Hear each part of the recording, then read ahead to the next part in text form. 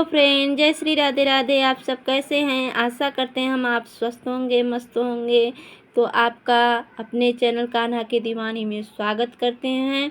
और आज हम आपको माता अन्नपूर्णा की कथा का श्रवण कराएंगे। अगर आपको हमारा ये वीडियो अच्छा लगे तो लाइक कीजिएगा, सब्सक्राइब कीजिएगा, शेयर कीजिएगा। अन्नपूर्णे सदा पूर्णे शंकर प्राण बल्लभे ज्ञान वैराग्य सिद्धार्थ भिक्षां देहि च पार्वती देवी पिता देवो महेश्वर बांधवा स्यु भक्ताश्च स्वदेशो भुवनत्रयम्। प्रेम से बोलिए माता पार्वती की जय। आज की वीडियो में आप सुनेंगे अन्नपूर्णा व्रत की कथा। माता अन्नपूर्णा की प्राप्ति के लिए 21 दिनों का व्रत रखा जाता है। कई स्थानों में 17 दिनों का व्रत रखा जाता है। ये व्रत मार्गशीर्ष यानी अगहन माह में कृष्ण पक्ष की प्रतिपदा से प्रारंभ होकर 21 दिनों तक किया जाता है। मतलब मार्गशीर्ष मास की शुक्ल पक्ष की षष्ठी तिथि से जो लोग 17 दिनों का व्रत धारण करते हैं वो कृष्ण पक्ष की पंचमी से प्रारंभ करके और शुक्ल पक्ष की षष्ठी तिथि तक धारण करते हैं। अगर आप 21 या 17 दिनों तक का व्रत नहीं कर पाते हैं, वो एक समय भोजन करके व्रत के नियम का पालन कर सकते हैं। माता पार्वती की यानी माता अन्नपूर्णा की पूजा कर सकते हैं। या फिर आप व्रत नहीं कर सकते हैं तो आप शुद्ध सात्विक भोजन लेकर माता अन्नपूर्णा की पूजा आप कर सकते हैं। इस व्रत के धारण करने से धन धान्य पुत्र पौत्र सभी चीज़ों का आपकी कामनाओं की पूर्ति होती है। हर प्रकार की सुख समृद्धि की प्राप्ति हो जाती है। माता अन्नपूर्णा की पूजा करने से और व्रत धारण करने से सुबह और शाम दोनों समय माता की पूजा आराधना करके करें, धूप दीप अर्पित करें। और व्रत की कथा, इस व्रत की कथा अवश्य सुने। और व्रत की कथा इस प्रकार है, चलिए श्रवण कीजिए। एक समय की बात है, काशी में धनंजय नाम का एक व्यक्ति रहता था।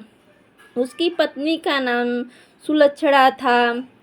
वैसे तो उसे हर प्रकार का सुख प्राप्त था, लेकिन निर्धनता उसके दुख का कारण बन गई थी। यह दुख उसे हर समय सताता था। एक दिन सुलोचना अपने पति से बोली, स्वामी आप कुछ उद्यम करो तो काम चले। इस प्रकार कब तक काम चलेगा। सुलक्षणा की बात धनंजय के मन में बैठ गई और वो उसी दिन विश्वनाथ शंकर जी को प्रसन्न करने के लिए बैठ गया और कहने लगा, हे देवादिदेव विश्वेश्वर, मुझे पूजा पाठ कुछ आता नहीं है, केवल आपके भरोसे बैठा हूँ। इतनी विनती करके वह 2-3 दिन भूखा प्यासा बैठा रहा। यह देखकर भगवान शंकर ने उसके कान में अन्नपूर्णा अन्नपूर्णा अन्नपूर्णा इस प्रकार 3 बार कहा।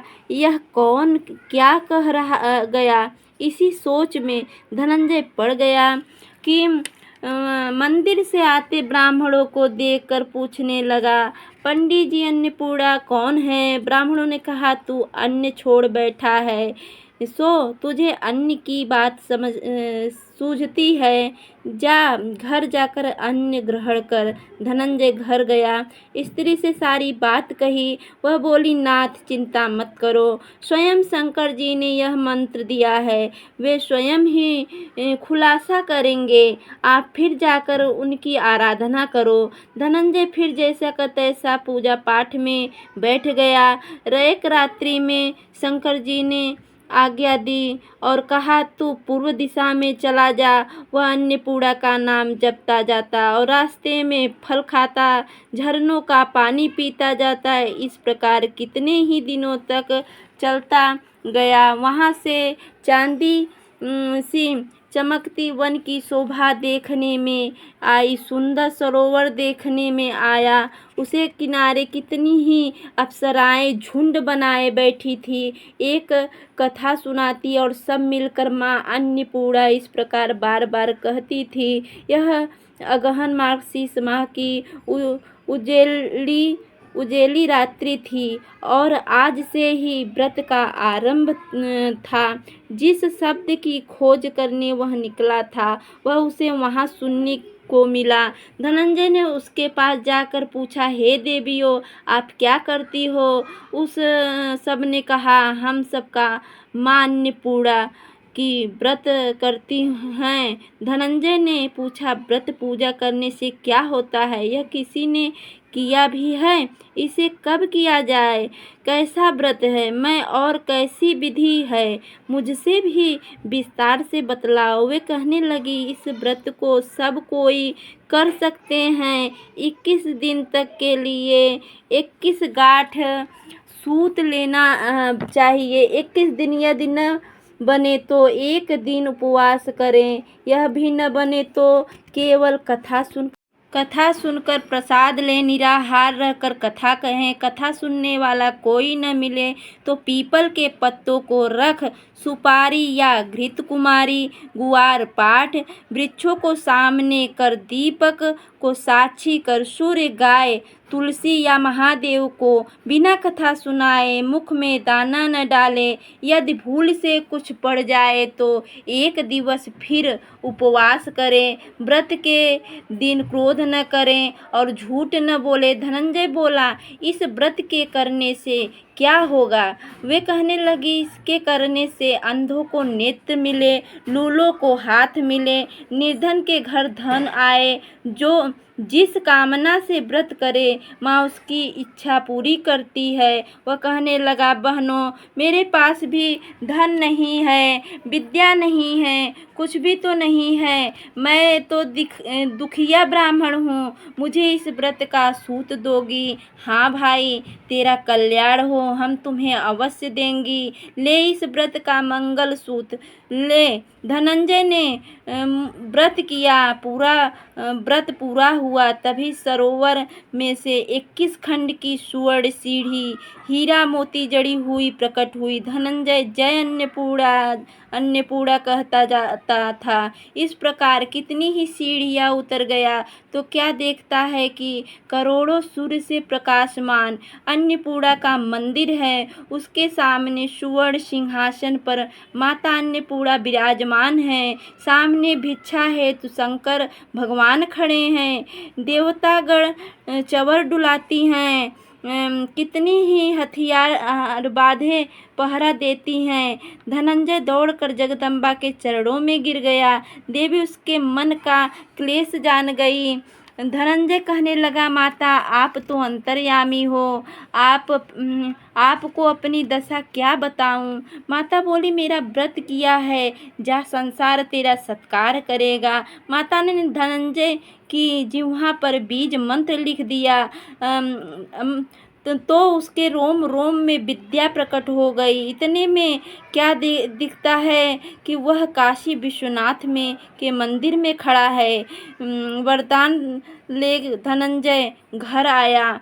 सुलक्षणा से सब बात कही। माताजी की कृपा से उसके घर में संपत्ति बढ़ने लगी। छोटा सा घर बहुत बड़ा गिना जाने लगा।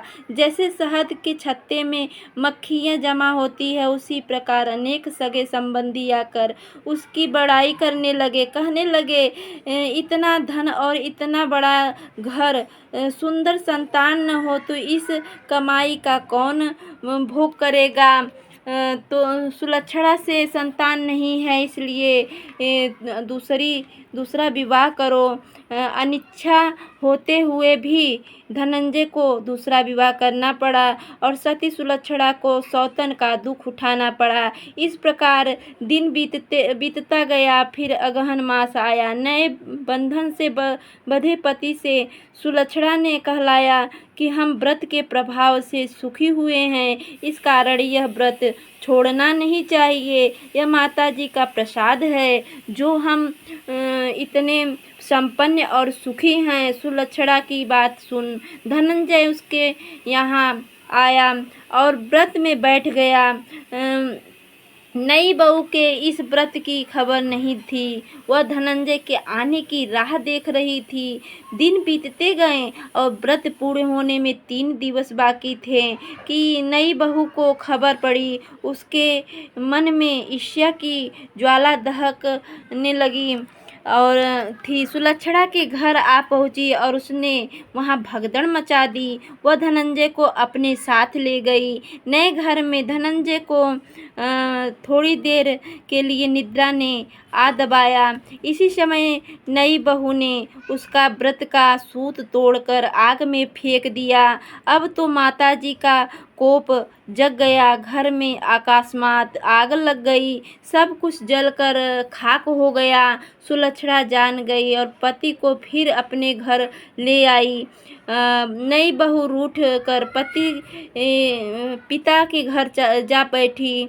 पति को परमेश्वर मानने वाली सुलक्षणा बोली, नाथ घबराना नहीं, माता जी की कृपा अलौकिक है। पुत्र को पुत्र हो जाता है पर माता को माता नहीं होती। अब आप श्रद्धा और भक्ति से आराधना शुरू करो, वे जरूर हमारा कल्याण करेंगी। धनंजय फिर माता के पीछे पड़ गया। फिर वहीं सरोवर सीढ़ी प्रकट हुई। उसने मान्य पूरा कहकर वह उतर गया। वहाँ माता जी के चरणों में रुदन करने लगा। माता माता प्रसन्न हो बोली, यह मेरी स्वर्ण की मूर्ति ले, उसकी पूजा करना, तू फिर सुखी हो जाएगा। जा, तुझे मेरा आशीर्वाद है।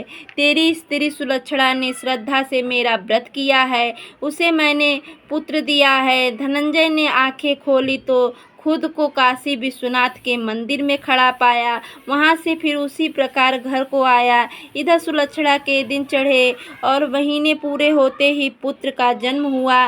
गांव में आश्चर्य की लहर दौड़ गई। इस प्रकार उसी गांव में निसंतान सेठ के पुत्र होने पर उसने माता अन्नपूर्णा का मंदिर बनवा दिया। उसने माता जी धूमधाम से पधारी, यज्ञ किया और धनंजय को मंदिर के आचार्य का पद दे दिया। जीविका के लिए मंदिर की दक्षिणा और रहने के लिए बड़ा सुंदर सा भवन दिया। धनंजय स्त्री पुत्र सहित वहां रहने लगा। माता जी की चढ़ावे में भरपूर आमदनी होने लगी। उधर नई बहू के पिता के घर डाका पड़ा, सब लूट गया। वे भीख मांगकर पेट भरने लगे। सुलक्षणा ने यह सुना तो उन्हें बुलावा भेजा, अलग घर में रख लिया और उनके अन्य वस्त्र का प्रबंध कर दिया। धनंजय, सुलक्षणा और उसका पुत्र माताजी की कृपा से आनंद पूर्वक रहने लगे। माताजी ने जैसे इनकी भंडार भरी वैसे सबके भंडार भरे। बोलो अन्नपूर्णा माता की जय। तो आपको ये कथा बहुत अच्छा लगा होगा। अगर अच्छा लगा हो तो लाइक कीजिएगा, सब्सक्राइब कीजिएगा, शेयर कीजिएगा। जय श्री राधे राधे फ्रेंड।